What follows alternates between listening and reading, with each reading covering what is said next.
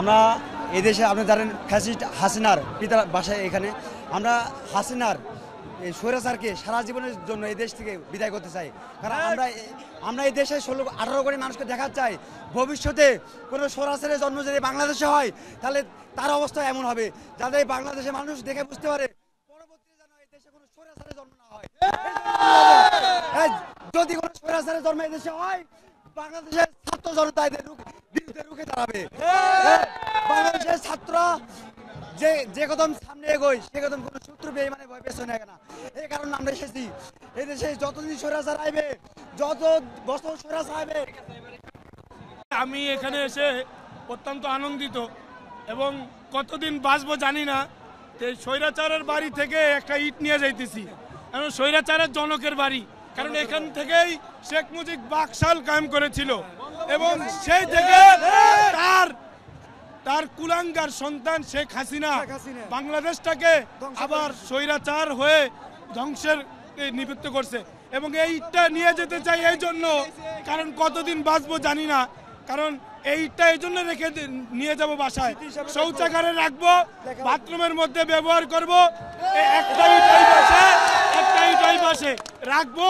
আর আমার নাতি নাতকু যারা আসবে, আমার ছেলে সন্তান আছে, ছেলে ব্যবহার করবে, এরপরে নাতি নাতকুর ব্যবহার করবে, আর তারা গর্ব করে বলবে বাংলাদেশে স্বৈরাচারের বাড়ির ইট আমার দাদা রেখে গেছে।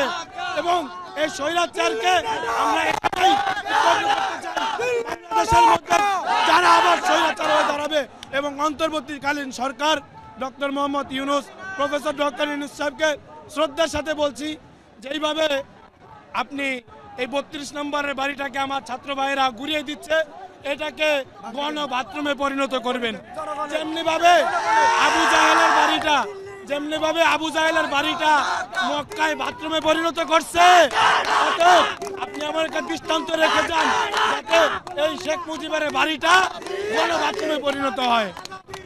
কি জন্য আসে জানি না, আমি আসছি প্রতিশোধ নেওয়ার জন্য। আপনাদেরকে বলি 2020 সালে করোনার ঠিক কিছুদিন আগে মোদী সরকার বাংলাদেশে এসেছিল, তখন বিনা অপরাধে, আমি তখন ফার্স্ট ইয়ারে পড়তাম, আমি আইনের একজন স্টুডেন্ট ছিলাম, বিনা অপরাধে আমাকে 6টা মাস জেল খেটিয়েছে। আমি রমজানের প্রথম দিন থেকে শুরু করে কুরবানির ঈদ পর্যন্ত 2টা ঈদ আমি জেলে কাটিয়েছি। আমি জেলে থেকে ওয়াদা করেছিলাম যদি স্বৈরাচারের পতন হয়, যদি হাসিনার পতন হয়, তার বাড়ির প্রতিটি ইট আমরা খুলে ফেলবো।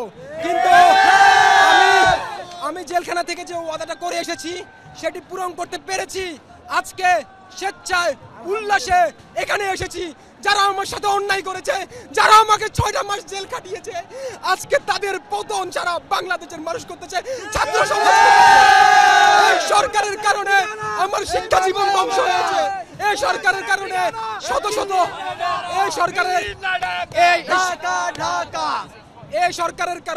শত শত মায়ের বুক খালি হয়েছে। আজকে আমরা ঘোষণা করতে পারতেছি না, আজকে আমরা সংবিধান পরিবর্তন করতে পারছি না, আজকে আমরা যে সংস্কার করতে পারতেছি না, কিছু ফ্যাসিস্টের কারণে। ওই ফ্যাসিস্টরা কারা? ওদেরকে খুঁজে বের করে দরকার।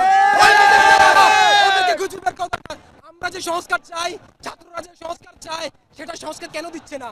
সেনাবাহিনীতে যারা লুকিয়ে আছে, প্রশাসনে যারা লুকিয়ে আছে, পুলিশে যারা লুকিয়ে আছে, আমলাতে যারা লুকিয়ে আছে, এখন যারা সরকারে আছে, ওখানেও ফেসিস্ট আছে, ওখানেও ফেসিস্ট আছে। আমরা সম্পূর্ণ ফেসিস্ট মুক্ত করতে চাই ইনশাআল্লাহ।